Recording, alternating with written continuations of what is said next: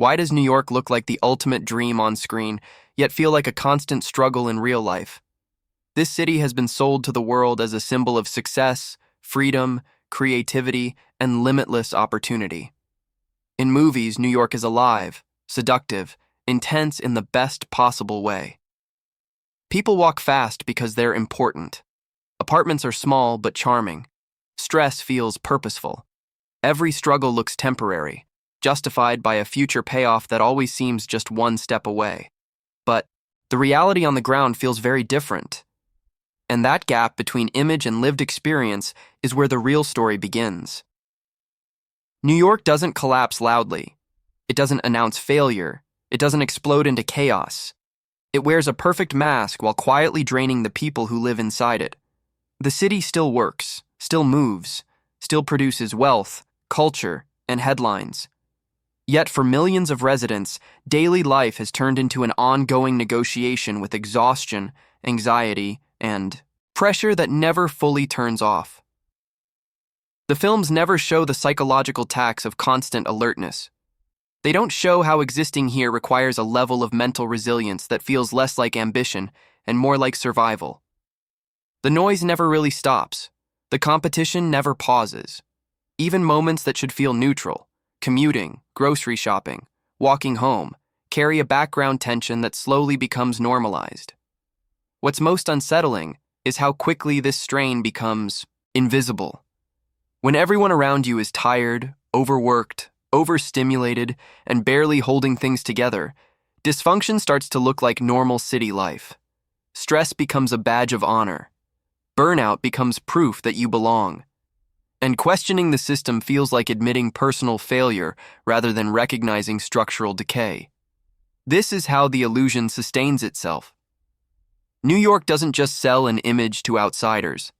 It convinces insiders to keep performing it, to keep moving, to keep paying, to keep believing that discomfort is temporary and success is imminent, even when the conditions that once made that promise plausible no longer exist. The city still shines on camera because the camera only captures surfaces. It doesn't record cortisol levels, fractured routines, or the quiet realization that life has narrowed into an endless cycle of coping. The disconnect between how New York looks and how it actually feels isn't accidental. It's the foundation of the myth. And once that myth starts cracking, it raises a far more dangerous question. If the most iconic city in the world can no longer deliver a livable reality, what does that say about the model every other global city is trying to copy? If this opening struck a chord with you, take a moment before scrolling away. What's happening in New York isn't just an urban issue. It's a mirror held up to modern life itself. When illusion replaces experience, the cost is collective blindness. If you've ever felt the tension between how things look and how they really are, tell me in the comments. Right, I've seen it too, if you've recognized this disconnect in your own city or your own routine. Your comment isn't just engagement, it's evidence that awareness is spreading. If you found meaning here, hit the like button so this conversation reaches others who still think the dream is real. And subscribe if you believe it's time for truth to replace marketing, because this series will go deeper, exposing what cities don't want you to notice.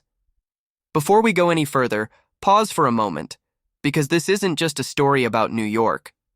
Understanding what's really happening here changes the way you see modern cities everywhere. If you only consume the surface-level narrative, the movies, the marketing, the carefully edited success stories, you miss the system underneath that quietly reshapes lives, expectations, and mental health. This video isn't about hating a city. It's about seeing clearly. And clarity only works when it becomes collective. If any part of this resonates with you, the exhaustion, the pressure, the sense that something feels off but no one talks about it, leave a comment. Even a short one. Say what you've noticed, what you've lived, or simply write, "I see it now." Those comments matter more than you think, because they show that this experience isn't isolated, it's shared. If this analysis is helping you understand the reality behind the image, hit the like button. Not as a favor to the algorithm, but as a signal that this kind of honest conversation needs space to exist. And if you haven't subscribed yet, consider doing it now. This channel is built to question urban myths, expose the human cost behind polished narratives, and follow these patterns wherever they lead, without sugarcoating and without panic. Now that the illusion is starting to crack, the next step is even more uncomfortable. Because once you look past the image, you begin to notice what everyday life in New York actually demands from the people who stay. What movies never show is not a single dramatic moment, but the accumulation of ordinary strain. Real life in New York isn't defined by one big crisis.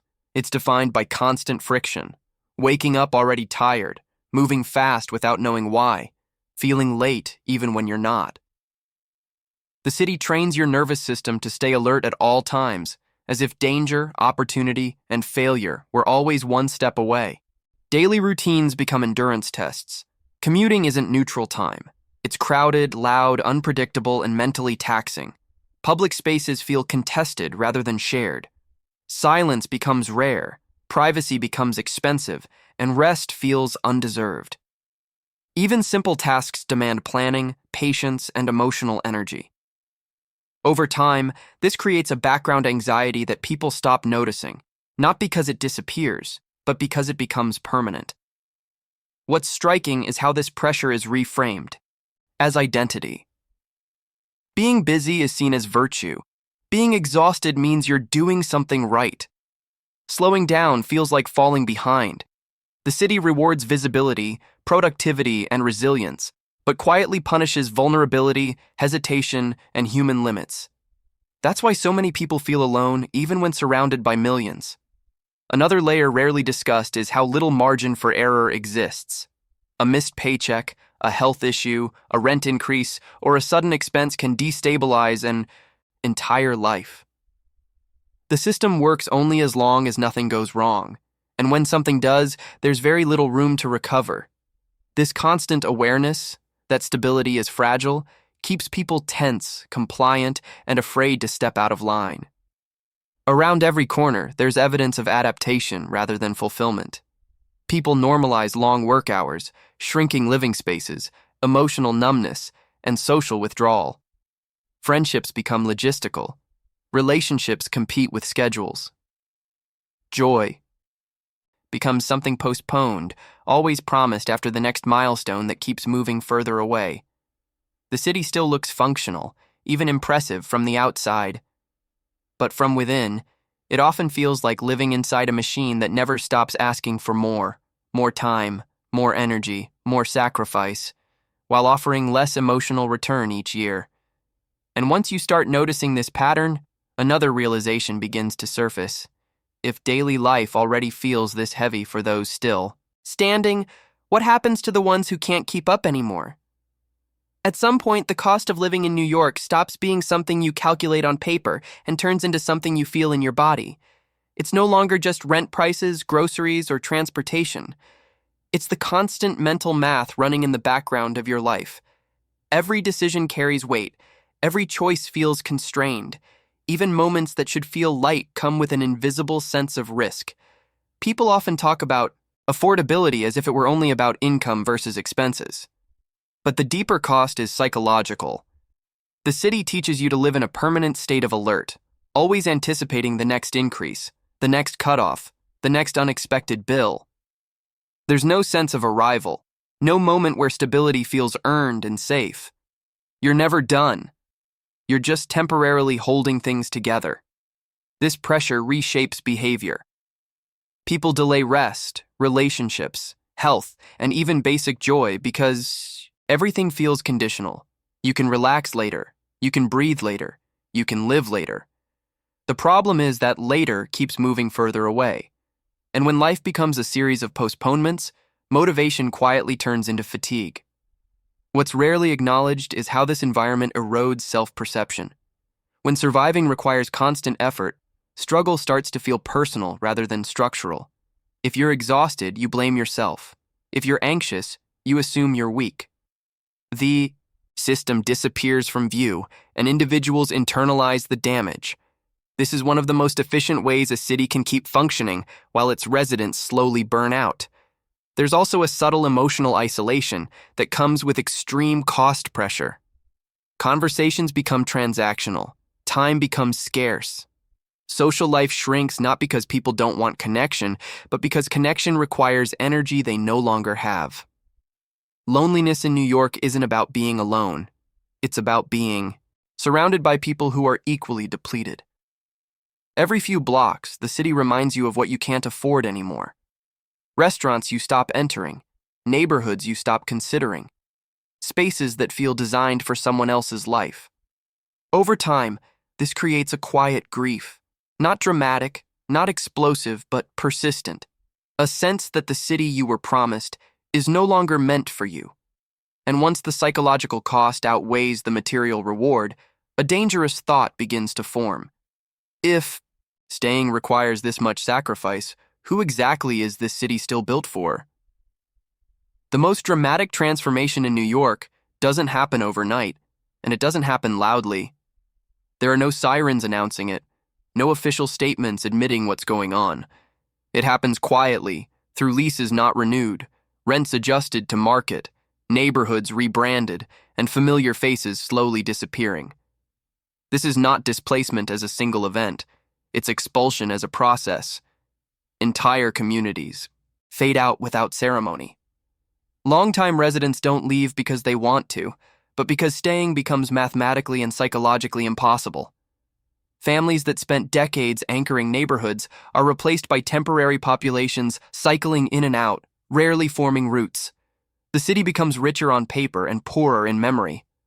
What makes this expulsion especially effective is how invisible it feels to those not directly affected. There's no clear villain, no single moment to protest. Just a steady tightening of conditions that filters out anyone without financial resilience, social capital, or emotional endurance. Workers essential to the city's daily function, teachers, nurses, service staff, public employees, are slowly pushed further away from the places they serve, stretching their lives thinner with every mile added to the commute. This isn't just about housing, it's about belonging. When neighborhoods lose continuity, trust erodes. Social networks weaken.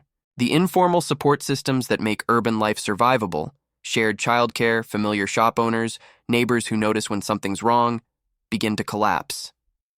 What replaces them is a city optimized for consumption, not community. New arrivals are often told this is simply the price of ambition. That instability is normal. That moving frequently is part of the experience. But over time, the lack of permanence changes how people relate to the city and to each other. Why invest emotionally in a place that makes it clear you're replaceable? Why build community when the timeline is always uncertain? The result is a city full of people passing through, even if they stay for years. A population that adapts by staying detached, by keeping bags metaphorically packed, by treating the city as something to endure rather than inhabit. This emotional distancing protects individuals in the short term, but it hollows out the social fabric in the long run. And as more people are quietly pushed out, another uncomfortable reality emerges. A city that continuously expels its own residents is not evolving. It's shedding responsibility. And the question becomes unavoidable. Once the people who made New York livable are gone, what kind of city is left behind? When people talk about New York's failing infrastructure, it's often framed as mismanagement, bad luck, or temporary neglect. A delayed train, a broken escalator, an airport that feels chaotic and outdated.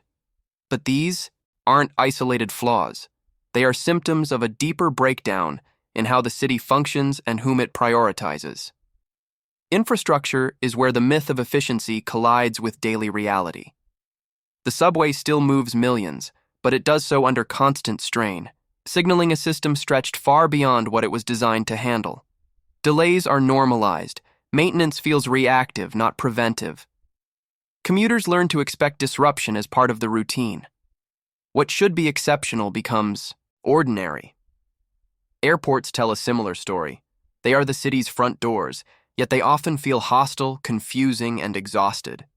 Congestion, staffing shortages, aging facilities, and constant friction shape the first and last impression of the city. For tourists, it's inconvenient. For residents, it's confirmation that even the most basic systems are operating at the edge of failure. What's rarely discussed is the psychological effect of this decay. When the systems you rely on every day feel unreliable, your sense of stability erodes. You plan your life around breakdowns. You leave earlier, buffer more time, lower expectations. This constant adjustment trains people to accept dysfunction as normal, and that acceptance is dangerous. Infrastructure reflects values. A city that consistently defers maintenance, underinvests in public systems, and tolerates chronic failure is making a quiet statement about whose time matters and whose comfort is expendable. The burden of decay falls disproportionately on those who can't opt out, people without flexible schedules, private transportation, or alternative options. Over time, these small failures accumulate into a larger emotional weight. The city feels less like a place designed for living and more like a system you must constantly work around. Frustration becomes background noise. Trust in institutions weakens. And once that trust is gone, the social contract starts to fracture. The city still presents itself as powerful, global, and indispensable. But beneath that image is a network of strained systems holding together just well enough to avoid collapse, for now. And that raises a critical question. If the physical foundations are already this fragile, what happens when social pressure pushes them past their limit? One of the most deceptive aspects of New York is that, on the surface, it still works. Trains keep running, offices stay open, restaurants adapt, jobs exist, the lights don't go out. From the outside, this looks like resilience. From the inside, it feels like endurance at a cost that keeps rising. The city has mastered the art of functioning while quietly exhausting the people who sustain it. Productivity remains high, but emotional capacity shrinks. People show up, perform, deliver, and then collapse in private. This creates a dangerous illusion. Because the system hasn't stopped, it must be healthy. But function is not the same as well-being. Living here demands constant self-regulation. You learn to suppress frustration, ignore discomfort, and keep moving no matter how drained you feel. Over time, this rewires how people relate to stress. Anxiety becomes baseline. Rest feels unproductive. Slowing down triggers guilt. Even weekends are treated as recovery windows rather than real life.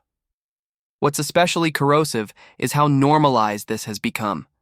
When everyone around you is overwhelmed, no one sounds the alarm.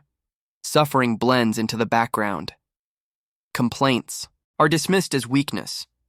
The city rewards those who can tolerate more pressure, not those who question whether the pressure itself makes sense. There's also a quiet loneliness baked into this rhythm. Relationships are squeezed between obligations, conversations are rushed, connection competes with exhaustion. Many people aren't isolated because they lack social opportunities. They're isolated because they no longer have the energy to maintain them. The city stays crowded, yet emotional distance grows. Health pays the price next. Sleep quality declines. Burnout becomes chronic. Small issues are postponed until they become serious. Mental health struggles are managed just enough to keep functioning, not enough to heal. The goal becomes staying operational, not feeling alive. This is how a city can appear strong while hollowing out its population. It doesn't need to fail catastrophically. It only needs to demand slightly more each year while giving slightly less back. And when that balance tips far enough, something subtle but irreversible happens. People stop asking whether this way of living is worth it.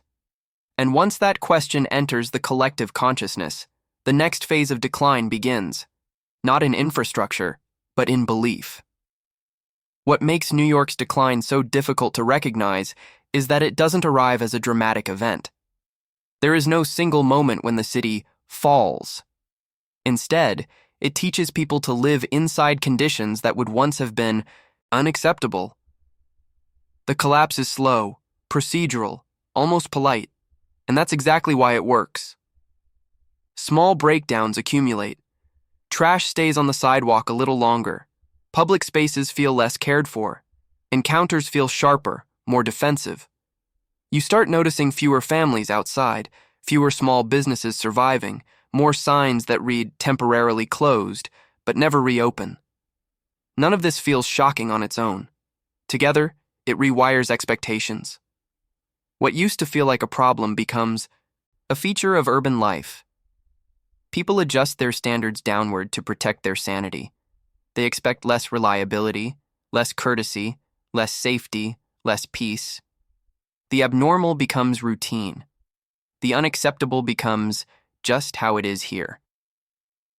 This is one of the most dangerous stages of social decline because outrage disappears before solutions can form. The city trains its residents to adapt rather than resist. You learn which subway lines to avoid, which streets to cross quickly, which hours feel safer, which services are no longer worth relying on.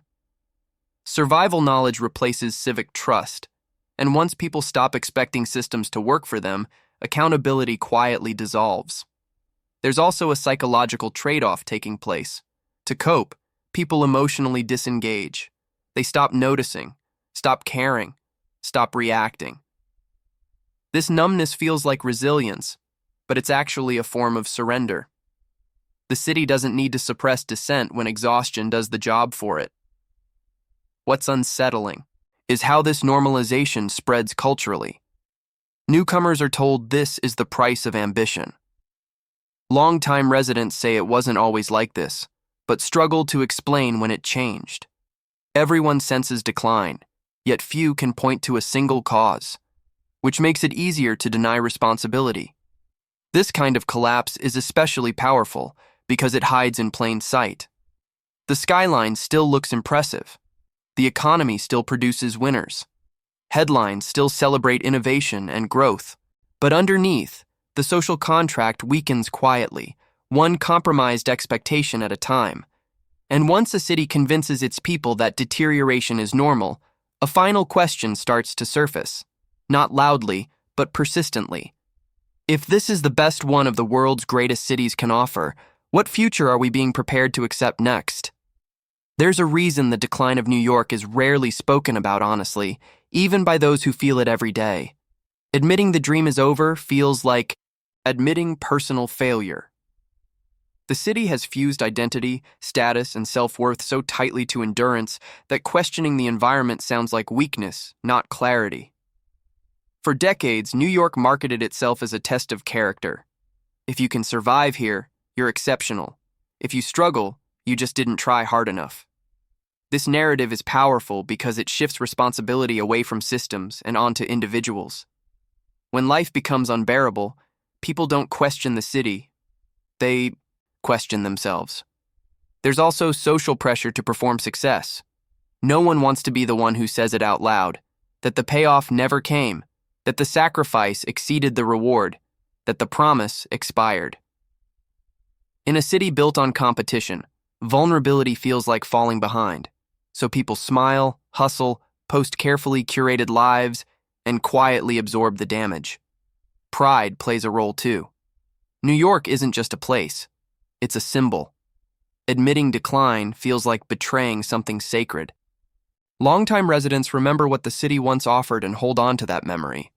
Newcomers cling to hope because letting go would mean reevaluating major life choices. Both groups are invested in denial, just for different reasons. Institutions benefit from this silence. As long as dissatisfaction stays private, nothing has to change. The city can keep attracting new waves of people willing to trade comfort for prestige, stability for proximity, well-being for narrative. The churn replaces the exhausted before they organize, before they demand better, before the illusion collapses publicly. What's most revealing is how often people admit the truth only after they leave. Distance breaks the spell. Suddenly, the constant stress looks unnecessary. The sacrifices feel disproportionate. The "that's just how it is" logic loses its grip. And many realize they weren't weak. They were responding normally to an unhealthy environment. This collective reluctance to speak openly delays reckoning. It allows the myth to outlive its usefulness. But silence doesn't stop decline. It only ensures that when acknowledgement finally comes, the damage is deeper and harder to reverse. And that leads to the final, unavoidable shift.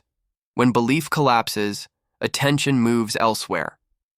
When people stop believing New York represents success, the question stops being who can survive it, and becomes why anyone still should.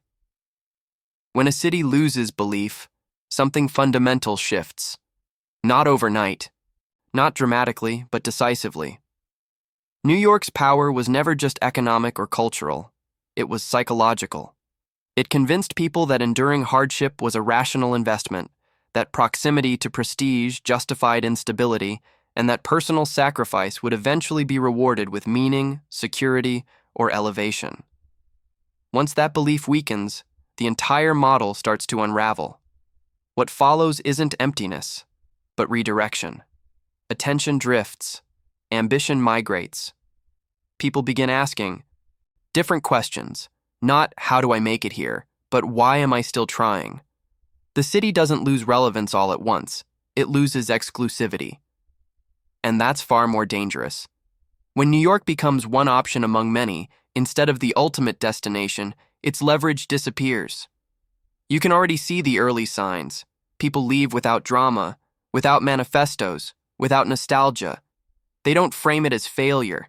They frame it as relief, a quieter life, a wider margin for error, a sense that existence doesn't need to be constantly justified through productivity.